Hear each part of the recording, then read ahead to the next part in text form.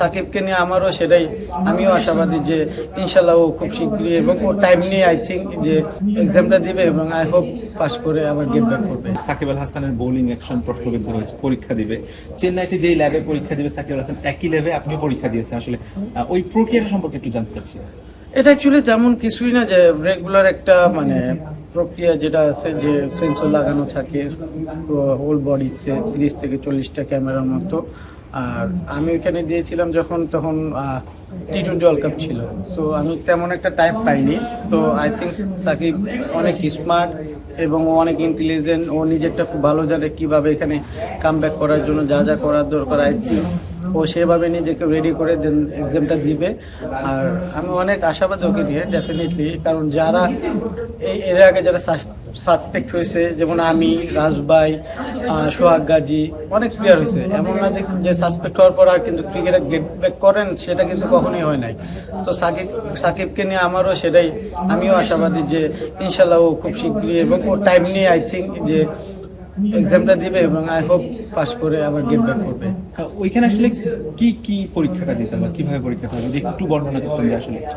Actually ওইখানে specific ডেলিভারিতে, যেমন সাসপেক্টে কিন্তু সব রেগুলার ডেলিভারিতে হয় না, স্পেসিফিক দুই একটা ডেলিভারিতে যখন সাসপেক্ট হয় এক্সাম্পল ওই ডেলিভারি ওকে নর্মালি হয় কি, যে ভিডিওটা দেখায় যে এই বলটাই আমার সাসপেক্ট হয়েছিল, ওই সেম ডেলিভারি দিতে হবে।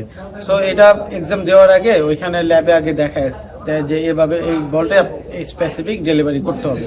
যদি ওইটার সাথে মিল হয় তখন সাসপেক্ট হয়, আর যদি দেখা যায় যে না ডেলিভারি দেওয়ার পর যে সাসপেক্ট না, তাহলে ক্লিয়ার হয়ে যাবে। সো যে বেসিক্যালি নর্মালি জিনিসটা হয় কি, যে আমরা মনে করি যে না যেন অনেক কোনো প্রত্যেকটা বলই আমাদের হচ্ছে যে সাসপেক্ট, অ্যাকচুয়ালি সেটা না।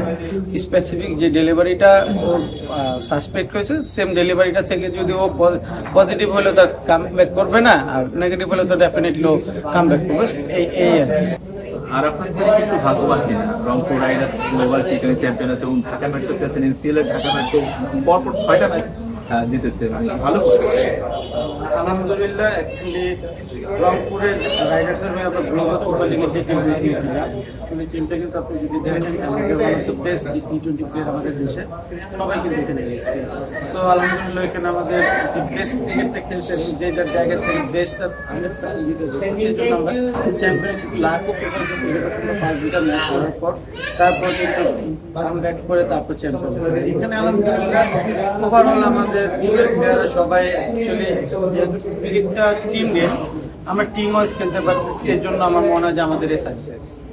নাইম সিংকে আমরা তো ব্যাটার হিসেবে চিনি, কিন্তু এবার তিনি ক্যাপ্টেন্সি করছে, আপনি তার ক্যাপ্টেন্সিতে খেলছেন না, তাকে আসলে ক্যাপ্টেন হিসেবে কেমন মনে হচ্ছে? অ্যাকচুয়ালি দেখেন ওরা হচ্ছে ফিউচার ক্রিকেটার। সো এখন যেহেতু অনেক দিন ধরে ক্রিকেট খেলতেছে নাইম, আলহামদুলিল্লাহ প্রত্যেকটা ম্যাচে খুব সুন্দর ক্যাপ্টেন্সি করতেছে। আমরা সবাই অ্যাকচুয়ালি ওর ডিসিশনগুলো আমরা রেসপেক্ট করতেছি। আর যদি ইন ফিউচার যদি বাংলাদেশ টিমের ক্যাপ্টেন হয় ও, সো এই জায়গাগুলোই হচ্ছে যে এখানে প্রুভ করার জায়গা। সো যদি এখানে যদি ওর নিজের মতো করে ক্যাপ্টেন্সি করতে পারে, তাই থিঙ্ক এটা আমাদের বাংলাদেশের জন্য সুবিধা এবং ভালো হবে।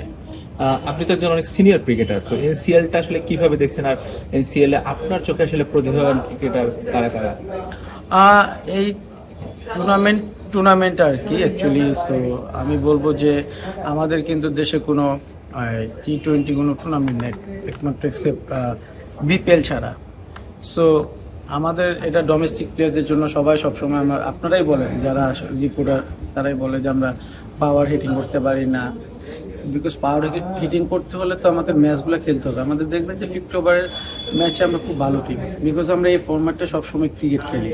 সো BPL-এ কিন্তু দেখেন এখানে ফরেন প্লেয়ার আছে, সব প্লেয়ারগুলো লোকাল প্লেয়ারগুলো খেলতে পারে না BPL-এ। তো আমার মনে হয় যে এখানে অনেক ইয়াং ক্রিকেটাররা খুব ভালো খেলতেছে, বোলার। তারপর এই প্রসেস যেটা আছে, আমি মনে করি যে এইভাবে যদি রেগুলার T20 কোনো টুর্নামেন্ট হয়, সো আমাদের T20 টিম ইনশাল্লাহ ইন ফিউচার অনেক বেটার ক্রিকেট খেলতে পারবে এবং বেটার হবে। হ্যাঁ, এই টুর্নামেন্টটা যদি টানা 3 বছর 5 বছর চলতে থাকে আসলে আপনি আসলে কি মনে করেন যে বাংলাদেশের টি-20 দলটা আসলে কোন লেভেলে চলে? আমি আপনি যেটা বললেন যে 3 থেকে 5 বছর না, আমি চাই এটা সবসময় রেগুলার এই টুর্নামেন্টটা হওয়া উচিত আমাদের দেশের জন্য, যেহেতু আমরা ইন্টারন্যাশনাল টি-20 ম্যাচগুলো খেলতেছি। সো এটা আমি 3 থেকে 5 বছর না, আমি মনে করি এটা মানে যতদিন আমরা ক্রিকেট খেলবো, সো ন্যাশনাল লিগের পর যদি আমরা এরকম টি-20 টুর্নামেন্ট এবার যে টুর্নামেন্টটা করা হয়েছে, সো এটা রেগুলার বেসিসে যদি করা হয় তাহলে আমার মনে হয় যে আমাদের টি-20তে অনেক ইমপ্রুভমেন্ট হবে। বছর ধরে ক্রিকেট খেলছেন আসলে, আর ক্রিকেট মাঠে আপনাকে আর কতদিন দেখবো? প্ল্যান কি ক্রিকেট নিয়ে আপনার? আপাতত ক্রিকেটটা খুব এনজয় করতেছি, সো খুব ভালো লাগে ক্রিকেট খেলতে। ডেফিনেটলি এনজয় না করলে ক্রিকেটটা খেলতাম না। কতদিন খেলবো অ্যাকচুয়ালি এখন এটা কখনোই থিঙ্ক করি নাই। সবসময় থিঙ্ক করছি যে যতদিন এনজয় করব, ফিট থাকবো, পারফর্ম করতে পারবো, ততদিন খেলে যাব। মানে কারণ যেহেতু সারাক্ষণ মানে আমরা অ্যাকচুয়ালি আমার প্রফেশনটা ক্রিকেট খেলা, মাঠের কাজ। সো এখন পর্যন্ত খুব এনজয় করতেছি এটা। কারণ এনজয় যদি না করে অ্যাকচুয়ালি এখন কিন্তু আমার যে ওই সময়টা না, প্রেশারটা নাই যে আমার ন্যাশনাল টিমে থাকতে হবে, একটা যে কম্পিটিশন থাকে। এখন আমি ক্রিকেটটা খুব মানে উপভোগ করতেছি, বিকজ আমি আমার পারফরমেন্সের জন্য ইজিলি আমি যতটুকু যা করার দরকার সেটাই করতেছি।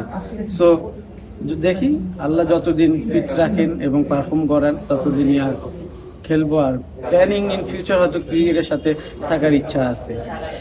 ঢাকা মেট্রোতে আপনার দলে আছে আলিসার ইসলাম, মিস্ট্রি স্পিনার, আপনি স্পিনার। আলিসের বোলিং অ্যাকচুয়ালি ও তো মিস্ট্রি স্পিনার, যেহেতু সবাই বলে ভালো খেলতেছে। আশা করবো যে নিজেকে মেনটেন যাতে করতে পারে, আমরা অনেকে যাতে অল্পতে খুশি না হয়ে যায়। তো যেহেতু খুব বেশি দিন ক্রিকেট খেলে নাই, হয়তো 4-5 থেকে 6 বছর ক্রিকেট খেলছেন। ইন ফিউচার যেহেতু অনেক খেলবে আগে, আই হোপ যে আরও 10-15 বছর ক্রিকেট খেলবে।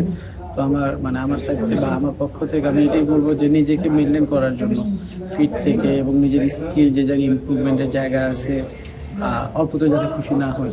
যেহেতু এখানে স্টার্ট ভালো হয়েছে, সামনে বিপিএল, দোয়া করি যে সেম পারফর্ম করতে পারে, সেম যে টাচে আছে। সো আশা করি এভাবে যাতে পারফর্ম করে, যাতে টিমের জন্য বা আমাদের দেশের জন্য, যেহেতু ওরা ফিউচার ক্রিকেটার, ডেফিনেটলি যে আমাদের দেশের জন্য অনেক বড় পাওয়া এটা। যদি ব্যাটারদের কথা বলতে হয়, আইজুল হাকিম, তামিম, জিসান আলম, আরো অনেকেই আছে, মাহফুজুর রহমান রাব্বি, তারাও কিন্তু বেশ ভালো ক্রিকেট খেলছে। এছাড়া আরো অনেক নাম মেনশন করছেন, আরো অনেক ক্রিকেটার আছে। আসলে আপনি আসলে তাদেরকে নিয়ে কতটা আশাবাদী? আমি রাব্বি আমাদের সাথে লাস্ট ম্যাচে খুব ভালো ব্যাটিং করছে। জিশানের সাথে আমি লাস্ট ইয়ার প্রিমিয়ার লিগও খেলছি, ও খেলতেছে, টুর্নামেন্টে খুব ভালো ব্যাটিং করতেছে। তারপর হাবিবুর শাওন আছে, দেন আছে ছিল নাইম শেখ। তো দেখার অ্যাকচুয়ালি ওরেও এখন অনেক দিন ক্রিকেট খেলতেছে, নাইম অনেক ভালো ক্রিকেট খেলতেছে। যারা ইয়াং, তামিম তামিম খুব ভালো ক্রিকেট খেলতেছে। আমি বলবো যে সেম একই কথা বলবো যে অল্পতে যাতে খুশি না হয়, কারণ অনেক লং জার্নি। সো ওরা যদি এই জিনিসটা এখন যদি নিজেকে কন্ট্রোল করে, মেনটেন করে, নিজেকে যে ফিট রেখে প্রপার একটা গাইডলাইন্সের মধ্যে যদি থেকে যদি ক্রিকেটটা খেলে, ইনশাল্লাহ এরা অনেক ফিউচারের জন্য অনেক অনেক বড় একটা পাওয়া হবে বাংলাদেশ ক্রিকেটের জন্য।